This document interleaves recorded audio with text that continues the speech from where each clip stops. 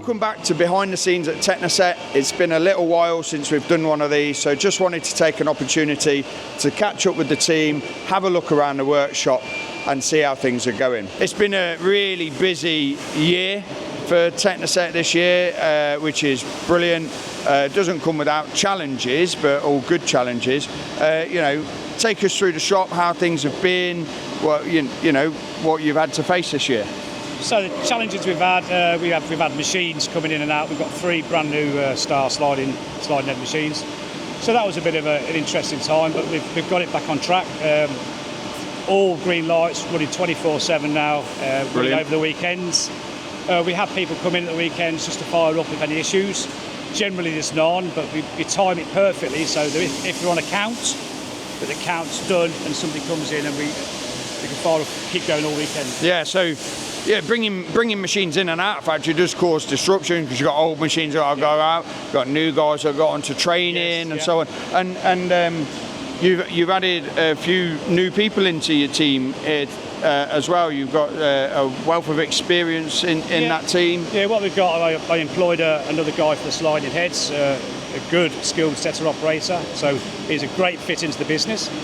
We've got a couple of apprentices coming through their training, MTC. Yeah, we'll try and catch one of those in a minute down the bottom. Coming through MTC, so they're in and out of the business doing their training at MTC and back in our business. But again, they're learning to set, which is quite a niche market on sliding heads, so they're doing really well.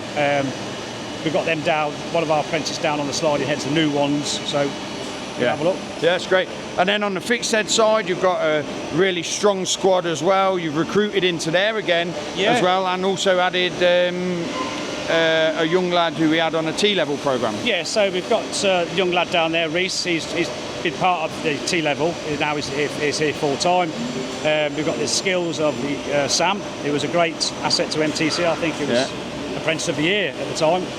And I've employed another guy on the fixed heads, skilled setter operator, programmer, which aids all the business. So we're not relying on anybody. No, it's really good. And you're also working to get flexibility across departments as well. So guys from fixed head being able to operate and set sliding heads, which is really important, gives you a balance across the factory. Yeah, I mean, what we've got, this guy I employed onto the sliding heads, and he can also do fixed heads.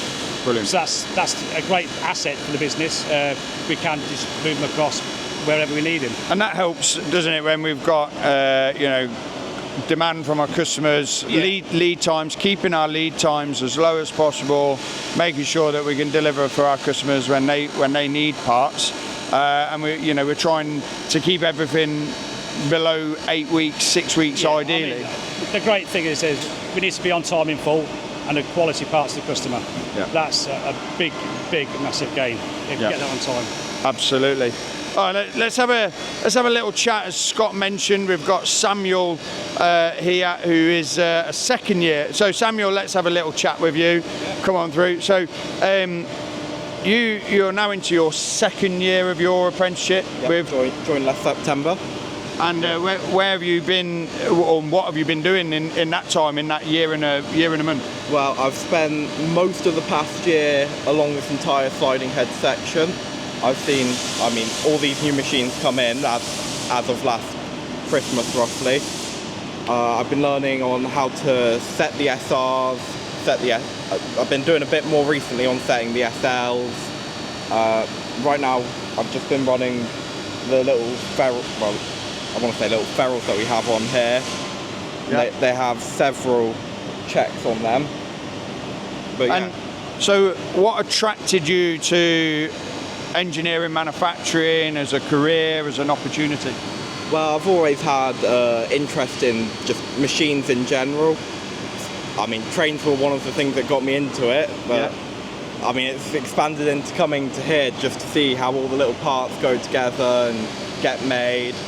So yeah. Brilliant. And you're enjoying your apprenticeship, your time at the MTC? Yeah, the MTC is going well. Came back from a very good block recently, so. Brilliant. You had a robotics module there in the summer, didn't you? Yeah. So they've got an entire classroom filled with robots, and they have you making all sorts of codes on pick and place tasks. At the end, when we had done everything, they had a little challenge to solve a maze by using the robot's arm.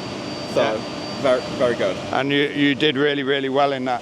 One thing actually, Samuel, just talk to me a little bit about a project that we've outlined for you about parts this small and the challenge that we have as a business for parts that we make this small. Yeah, so a lot of these parts that are at that size, as you say, we do end up struggling on counting them because the machine counters aren't always the most accurate when it comes down to the amount that gets scrapped or ones that may go wrong. So, or ones that might just fall off the conveyor or... Yeah. There have been cases of that. Yeah. So, I mean, you know, because you set me on it. I've been working on making a little parts counter that hopefully should be able to solve the problem. Yeah. Because when we weigh, typically we would weigh parts to count them. Yeah. But when they're so small... For the swarf, doesn't account for swarf or just extra material on a part. Yeah, so if a tolerance on a part could be, you know, could add 10% to the weight or 5% to the weight. If you're measuring tens of thousands of them through weighing them or counting tens of thousands through weighing them, then we could have a slight discrepancy. So Samuel's working on a project that's really important for the business. It brings in his love for solving problems and some of his other knowledge he has around PLCs and things like that. So thanks for your time, Sam.